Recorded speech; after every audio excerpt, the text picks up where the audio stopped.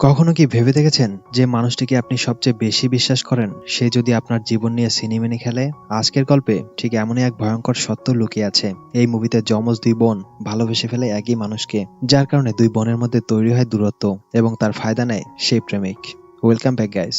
আজকে এক্সপ্লেন করতে যাচ্ছি দোপাত্তি, যেখানে ভালোবাসার আড়ালে লুকিয়ে আছে ভয়, নির্যাতন আর মানসিক অত্যাচার। তো চলুন মূল কাহিনী শুরু করা যাক। মুভি শুরু হয় উত্তরাখণ্ডের দেবীপুর থেকে, যেখানে আমরা ধ্রুব এবং সৌম্যাকে প্যারাগ্লাইডিং করতে দেখি। তখন হঠাৎ তারা দুজনে নিচে পড়তে শুরু করে। তখনই সেখানে পুলিশ আসে এবং শহরের ইন্সপেক্টর বিদ্যা জ্যোতির এন্ট্রি হয়। জানা যায় যে ধ্রুব প্যারাশুট থেকে সৌম্যাকে ফেলে দেওয়ার চেষ্টা করছিল। সৌম্যা খুবই ঘাবড়েছিল, তাই ইন্সপেক্টর বিদ্যা ধ্রুব এবং সৌম্যাকে পুলিশ স্টেশনে নিয়ে যায়। ওখানে সৌম্যা ইন্সপেক্টরকে জানায় ধ্রুব তাকে ফেলে দিয়ে হত্যা চেষ্টা করেছে। এখান থেকে গল্পটি ৩ মাস পিছিয়ে যায়, যেখানে আমরা ইন্সপেক্টর বিদ্যাকে দেখি। তার রিসেন্টলি এই শহরে ট্রান্সফার হয়েছে। বিদ্যা তার কাজে খুবই সিনসিয়ার এবং সব নিয়ম মেনে চলে। তার বাবা একজন বিচারক এবং একজন আইনজীবী হওয়ায় বিদ্যার ন্যায় বিচার ও আইন সম্পর্কে দৃষ্টিভঙ্গি সম্পূর্ণ আলাদা। সে একজন পুলিশ অফিসার হওয়ার পাশাপাশি একজন লয়ার। ল ডিগ্রি পাওয়ার পর সে তার নিজের ভাইকে পর্যন্ত ছাড় দেয়নি। বিদ্যার নিজের ভাইকেও অপরাধের শাস্তি দিতে জেলের ভাত খাওয়ায়। এক রাতে বিদ্যার কাছে কল আসে, যেখানে বিদ্যা জানতে পারে সৌম্যাকে তার স্বামী মারধর করছে। তারপর যখন বিদ্যা সেখানে পৌঁছায়, তখন সৌম্যা জানায় যে তার সাথে এমন কিছুই হয়নি এবং তার স্বামী তাকে স্পর্শও করেনি। তবে সৌম্যার মাথায় আঘাতের চিহ্ন দেখে স্পষ্ট বোঝা যায় যে তাকে মারা হয়েছে। কিন্তু সৌম্যা বলে সে ক্যাবিনেটে ধাক্কা খেয়েছে, যার জন্য তার মাথায় চোট লেগেছে। ইন্সপেক্টর বিদ্যা খুব ভালোভাবেই জানতো যে ক্যাবিনেটের আঘাত কিরকম আর মারধরের আঘাত কিরকম হতে পারে। তাই সে সৌম্যার স্বামী ধ্রুব সম্পর্কে অনুসন্ধান করতে শুরু করে এবং জানতে পারে যে ধ্রুব একজন চকলেটি বয় এবং অ্যাডভেঞ্চার স্পোর্টসের ব্যবসা করে। বিদ্যা বুঝতে পারে সে সহজ সরল কেউ নয়। তারপর সে সৌম্যার ব্যাপারেও খোঁজ নেয় এবং জানা যায় যে সৌম্যা কাছের একটি স্কুলে নাচ শেখায় এবং তার একটি শপ রয়েছে যেখানে সে কাজ করে। যখন বিদ্যার দোকানে প্রবেশ করে, তখন সে পুরো হতবাক হয়ে যায়, কারণ সেখানে আরেকজন সৌম্যাকে দেখতে পায়। তখন জানা যায় তারা দুজন আসলে যমজ বোন, একজন সৌম্যা আর একজন শেলি। এই যমজ বোনদের দেখে বিদ্যা বিস্মিত হয়ে পড়ে। ঠিক তখন ওদের মা এখানে আসে এবং বিদ্যাকে কিছু বলতে চায়। তিনি বলেন আগের রাতে যে মারধরের জন্য কল করা হয়েছিল তা তিনিই করেছিলেন। তারপর সে আগের ঘটনা বলতে শুরু করে। তিনি বলেন যখন সৌম্যা ও শেলির বয়স ৬ বছর ছিল, তখন থেকেই তিনি ওদের দেখাশোনা করছেন। ওদের মা ওদেরকে খুব ভালোবাসতেন, কিন্তু ৮ বছর বয়সে ওদের মা মারা যায়। তারপর দুই বোন একেবারে ভেঙে পড়ছিল। এই খারাপ সময় দুই বোন একে অপরের পাশাপাশি থাকার কথা ছিল, কিন্তু তা না করে তারা একে অপরের বিরুদ্ধে দাঁড়ায়। ছোটখাটো বিষয় নিয়ে তাদের মধ্যে ঝগড়া হতো, কখনো মায়ের ঘরের জন্য ঝগড়া করত। এমনকি একদিন রাতের বেলায় শেলি চুপি চুপি সৌম্যার চুল কেটে দিয়েছিল, যা দেখে তার বাবা রেগে গিয়ে শেলিকে পড়াশোনার জন্য হোস্টেলে পাঠিয়ে দেয়। আর এই কারণে শেলির মনে অনেক বড় আঘাত লাগে এবং সে ঠিক করে যে কোনো মূল্যে সে সৌম্যার থেকে প্রতিশোধ নেবে। শেলির ধারণা সৌম্যা নাটক করে, সে দুর্বল নয় কিন্তু সিম্প্যাথি পেতে চায়। কিন্তু মায়ের মৃত্যুর পর সৌম্যার শারীরিক অবস্থা খারাপ হতে থাকে, হাঁপানি রোগে আক্রান্ত হয় এবং তার মানসিক অবস্থাও খারাপ হতে থাকে। এরপর ওদের মা বলে যে কয়েক বছর পর সৌম্যার সাথে ধ্রুবের দেখা হয়। সৌম্যা খুবই লাজুক প্রকৃতির মেয়ে এবং মানুষের সাথে মেলামেশা খুব একটা পছন্দ করে না। তবে একটু একটু করে সে ধ্রুবকে পছন্দ করতে শুরু করে এবং ধ্রুবের প্রস্তাবে সে তার সাথে প্যারাগ্লাইডিং করতে যায়। উচ্চতার ভয় থাকা সত্ত্বেও সে সেখানে উপভোগ করে। সৌম্যা খুবই আনন্দিত হয় এবং আবেগে ধ্রুবকে জড়িয়ে ধরে এবং সেখান থেকে তাদের রিলেশনশিপ শুরু হয়। তারা দুজনেই একে অপরকে পছন্দ করতে শুরু করে। একটা সময় সৌম্যা ধ্রুবকে ভালোবেসে ফেলে। এই কারণে কিছুদিন পর সৌম্যা ধ্রুবকে চাচা এবং মায়ের সাথে পরিচয় করানোর জন্য বাড়িতে নিয়ে আসে। কিন্তু তখন চলে আসে একটা টুইস্ট, মানে শেলি। শেলি বহু বছর পর এখানে ফিরে আসে। তাকে দেখে সৌম্যা ভয় পেয়ে যায়, কারণ সে জানে শেলি কখনোই তার ভালোর জন্য কিছুই করবে না। এরপর শেলি এসে ধ্রুবের সাথে ফ্লার্ট করতে শুরু করে, যদিও সেখানে মা এবং চাচা উপস্থিত ছিল। এটা দেখে সৌম্যা খুবই কষ্ট পায়। এরপর যখন শেলি সৌম্যার সাথে তার ঘরে দেখা করতে আসে, তখন সে সৌম্যাকে বলে যে তোর টিমে তো অনেকেই আছে, মা আছে, চাচা আছে, কিন্তু আমার টিমে তো কেউ নেই। তাই আমি চাই যে ধ্রুব আমার টিমে চলে আসুক। এটা শুনে সৌম্যার খুব খারাপ লাগে, কারণ যাকে সে সবচেয়ে বেশি ভালোবাসে শেলি এখন তাকেই কেড়ে নিতে চাচ্ছে। এরপর কিছুদিন কেটে যায় এবং শেলি ধ্রুবের খুবই ঘনিষ্ঠ হওয়ার চেষ্টা করতে থাকে, যেটা সৌম্যা নোটিস করে। একদিন ধ্রুব সৌম্যাকে বলে যে শেলি একেবারে আমার মতো, খুবই ওয়াইল্ড, বিন্দাস এবং স্বাধীন। সেও প্যারাগ্লাইডিং করতে পছন্দ করে এবং আমার মনে হয় যে আমরা একে অপরের জন্য জন্মেছি। এটা শুনে সৌম্যার খুব খারাপ লাগে। আর পরদিন থেকেই ধ্রুব এবং শেলির প্রেম শুরু হয়ে যায়। তারা একে অপরের সাথে অনেক সময় কাটাতে থাকে। সবকিছু সৌম্যার চোখের সামনেই ঘটে। যাকে সে চেয়েছিল এখন সে তার বোনের হয়ে গেছে। এটা সহ্য করতে না পেরে সৌম্যা ভেতর থেকে মানসিকভাবে অনেক ভেঙে পড়ে। এরপর আমরা দেখি একদিন উত্তরাখণ্ডের ট্যুরিজম মিনিস্টার ধ্রুবের কাছে ১৫০০ কোটি টাকার একটা ডিল করার জন্য আসে। কিন্তু এর আগেই শেলি প্রচুর মদ খেয়ে সেখানে আপত্তিকর আচরণ করতে শুরু করে, যা দেখে মিনিস্টার খুবই বিরক্ত হন। তখন ধ্রুব তাকে বোঝানোর চেষ্টা করলেও মিনিস্টার চলে যায়। শেলি তখন বলে যে সোমিয়া খুব বেশি নাটক করে, তার উপর কখনোই বিশ্বাস করবে না। শেলির মা তখন ধ্রুবকে ইঙ্গিত করে বলে, তুমি হয়তো ভুল মানুষকে বেছে নিচ্ছ। রাতে ধ্রুবকে তার বাবা কল করে, তিনিও একজন মন্ত্রী। তিনি বলেন যে ট্যুরিজম মিনিস্টার সেই 1500 কোটি টাকার ডিল বাতিল করেছেন, কারণ যেভাবে তুমি বাসায় পার্টি করছো সেগুলো দেখে তিনি খুবই বিরক্ত, তাই তিনি আর তোমার সাথে কোনো ডিল করবেন না।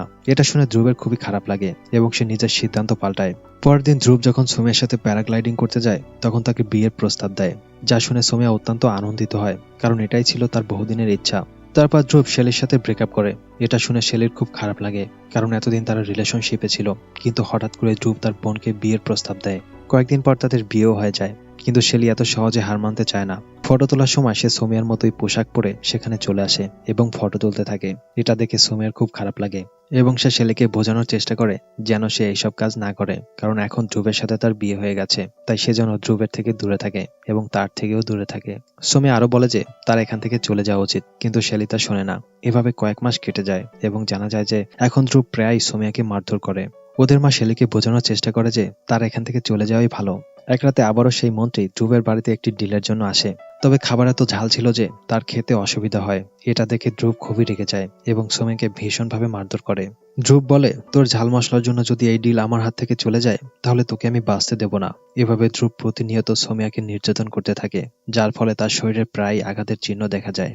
এই দাগগুলো বিদ্যা ক্লিয়ারলি দেখে এবং তাকে কমপ্লেন করতে বলে, কিন্তু সোমিয়া কখনো কমপ্লেন করতে পারেনি। সে মনে করে যদি তারা একটি সন্তান নিয়ে নেয় তাহলে হয়তো ধ্রুবের রাগ কমে যাবে এবং তাদের জীবন পাল্টে যাবে, কিন্তু এই কথা শুনে ধ্রুব সবসময় রেগে যেত।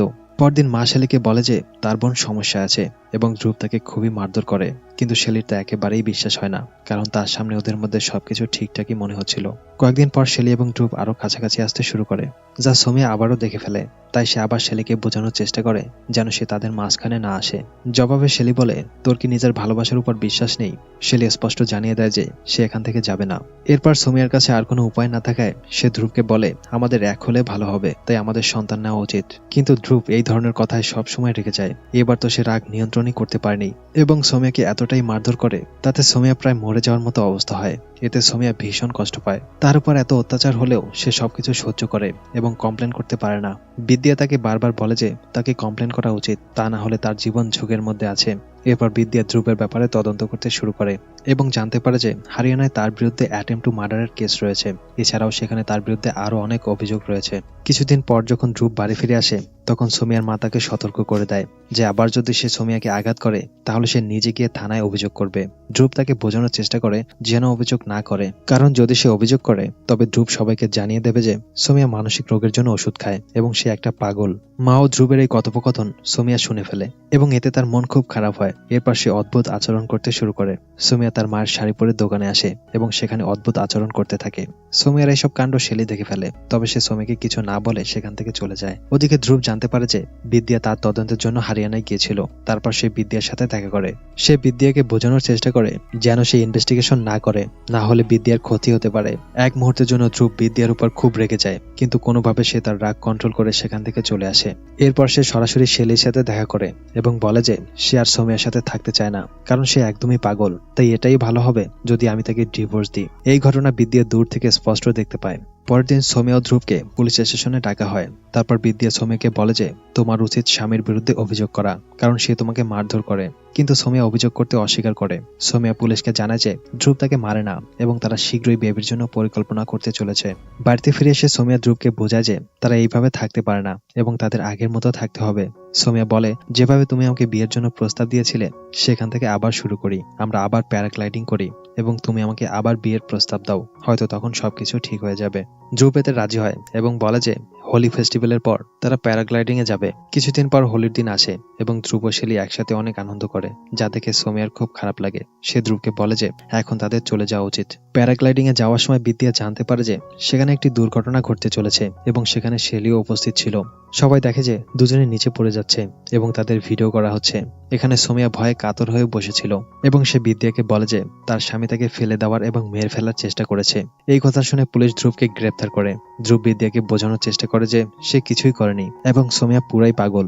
ধ্রুব জানায় তার বাবা মন্ত্রী এবং সে শীঘ্রই মুক্তি পাবে, পুলিশ তার কিছুই করতে পারবে না। এটা শুনে বিদ্যার ইগো হার্ট হয় এবং যেহেতু সে একজন লয়ার তাই সে সোমিয়ার পক্ষ থেকে মামলা লড়ার সিদ্ধান্ত নেয়। কোর্টের শুনানি শুরু হয়, যেখানে বিদ্যা জানায় এটি প্রথমবারই নয়, ইতিপূর্বেও ধ্রুব অনেকবার সোমিয়াকে মারার চেষ্টা করেছে এবং তার শরীরে আঘাতের দাগ বিদ্যা নিজেই দেখেছে।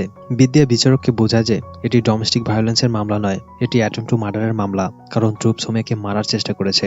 যখন সোমিয়াকে জিজ্ঞাসা করা হয় যে সেদিন কি ঘটেছিল, তখন সে বলে যে আকাশে থাকার সময় ধ্রুব মাঝপথে প্যারাশুট খুলে দিয়েছিল, কিন্তু ধ্রুব দাবি করে যে সোমিয়া মানসিকভাবে অসুস্থ এবং ডিপ্রেশনের ওষুধ খায়। সে আরো বলে যে সোমিয়া প্রায় কাজ করতে গিয়ে আঘাত পেত এবং মনে করত যে ধ্রুব তাকে মেরেছে। ধ্রুব বলে সে এসব বলতে চায়নি, কিন্তু এখন সে এগুলো বলতে বাধ্য হচ্ছে। এরপর শেলিকে কাঠগড়ায় ডাকা হয় এবং জিজ্ঞাসা করা হয় যে ধ্রুব কি কখনো সোমিয়াকে মারধর করতো কিনা। শেলি বলে সে কখনো ধ্রুবকে মারতে দেখেনি, তবে সোমিয়ার শরীরে আঘাতের চিহ্ন প্রায় দেখেছে। সে আরো জানায় যে সোমিয়ার হাইট ফোবিয়া রয়েছে এবং সে প্যারাগ্লাইডিং করতে পারে না। এই তথ্যের ভিত্তিতে বিদ্যা প্রমাণ করতে সক্ষম হয় যে প্যারাশুট ধ্রুবই খুলেছিল। এরপর ধ্রুবকে দোষী সাব্যস্ত করা হয় এবং তাকে 12 বছরের জেল দেওয়া হয়। সবাই বিদ্যার প্রশংসা করতে শুরু করে, তবে শেলি যখন কোর্ট থেকে বের হচ্ছিল তখন সে সোমিয়ার দিকে এমনভাবে ইঙ্গিত করছিল যেন তার প্ল্যান সাকসেসফুল হয়েছে, কিন্তু এইসব ইশারা বিদ্যা দূর থেকে দেখে ফেলে এবং এতে তার সন্দেহ সৃষ্টি হয়। ধীরে ধীরে বিদ্যা বুঝতে পারে যে কিছু একটা ঝামেলা হয়েছে এবং ইনভেস্টিগেশনে হয়তো দুই বোন যা দেখাতে চেয়েছে সে কেবল সেটাই দেখেছে। বিদ্যা যখন বিষয়টি ভাবছিল তখন শেলি তার মায়ের সাথে কথা বলছিল এবং তাকে জানায় যে তারা যা করেছে খুব চিন্তা ভাবনা করেই করেছে। তারপর শেলি ওই রাতের কথা বলতে থাকে। সে বলে যখন ধ্রুব সোমিয়াকে খুবই নিষ্ঠুরভাবে মেরেছিল তখন সোমিয়ার দোকানে গিয়েছিল, তখন সেখানে আমিও ছিলাম, কিন্তু আমি সেখান থেকে ঘরে ফিরছিলাম, কিন্তু হঠাৎ থেমে যাই। সেখানে সোমিয়া অদ্ভুত আচরণ করতে থাকে এবং বারবার একই কথা বলছিল যে সে তার মাকে বাঁচাতে পারেনি এবং নিজেকেও বাঁচাতে পারবে না, ধ্রুব তাকে মেরে ফেলবে এবং সেও সেখান থেকে বেঁচে বেরিয়ে যাবে। এই কথাগুলো শুনে শেলিও হতবাক হয়ে যায় আর সোমিয়াকে শান্ত করে। অন্যদিকে বিদ্যা ধ্রুবের কাছে যায় এবং জিজ্ঞাসা করে হোলি সেলিব্রেশনের পর সে কোথায় গিয়েছিল। তখন ধ্রুব জানায় সে প্রথমে সোমিয়ার শপে গিয়েছিল এবং 5 মিনিটের জন্য থেমেছিল, কারণ সেখানে সোমিয়ার ইনহেলার রয়ে গিয়েছিল। বিদ্যা বুঝতে পারে যে সেই সময় দুই বোনের মধ্যে অদল বদল হয়েছে এবং সোমিয়ার পরিবর্তে শেলি ধ্রুবের সাথে প্যারাগ্লাইডিং এ চলে গিয়েছিল। এদিকে সোমিয়া শেলির পোশাক পরে শেলির মতো সেজেছিল আর প্যারাগ্লাইডিং এর সময় যা কিছু হয়েছে তা শেলি করেছে। বিদ্যা তখন ধ্রুবকে বলে যে এই তথ্যগুলো তাকে আগে জানানো উচিত ছিল। এরপর বিদ্যা সরাসরি শেলির কাছে পৌঁছায় এবং বলে দুই বোন যেভাবে এই খেলা সাজিয়েছে তা সে বুঝে গেছে এবং এখন সে এই কেসটি রিওপেন করার পরিকল্পনা করছে। তবে শেলি বিদ্যা ম্যাডামকে বোঝানোর চেষ্টা করেছে আপনার হয়তো মনে হচ্ছে যে ধ্রুব ঠিক, কিন্তু আমি আপনাকে জানাতে চাই যে ধ্রুব সত্যি সোমিয়াকে মারধর করত। আজ নয়তো কাল সে সোমিয়াকে মেরেই ফেলতো। আইন কেবল প্রমাণ চায়, তাই আমরা এই কাজ করতে বাধ্য হয়েছি। এরপর আমরা কোর্টের দৃশ্য দেখতে পাই, যেখানে বিদ্যা ম্যাডাম এই কেসটি রিওপেন করার জন্য প্রস্তুতি নিচ্ছিল, কিন্তু শেলি হঠাৎ নিজের অপরাধ স্বীকার করে এবং কাঠগড়ায় এসে বলে যে তার জন্যই তার মা মারা গেছে এবং প্রতিটি মানুষই দোষী যে অপরাধ দেখে চুপ থাকে। শেলি জানায় যে তার মা তাকেও তার বোনকে খুব ভালোবাসতেন, কিন্তু তারা জানতো না যে তাদের বাবা তাদের মাকে অনেক ভয়ানকভাবে মারধর করত। এই নির্যাতন এতটাই বেড়ে গিয়েছিল যে তাদের বাবা তাদের মাকে খুন করে। এই সবকিছু সে নিজের চোখের সামনে দেখেছিল, কিন্তু তাদের চুপ করিয়ে দেওয়া হয়েছিল। সে তার চাচা ও বোন সহ সকলকে দোষী মনে করে, কারণ তারা সবই জানতো কিন্তু কিছুই করেনি। শেলি সবাইকে অনুরোধ করে যে ডোমেস্টিক ভায়োলেন্সের ক্ষেত্রে চুপ না থেকে আওয়াজ তোলো, নয়তো আপনিও আমার মতো দোষী। এবার বিদ্যা যে এই কেসটি রিওপেন করতে চেয়েছিল তা নিয়ে সে নিজের সিদ্ধান্ত পরিবর্তন করে এবং এখন আর কেসটি রিওপেন করে না।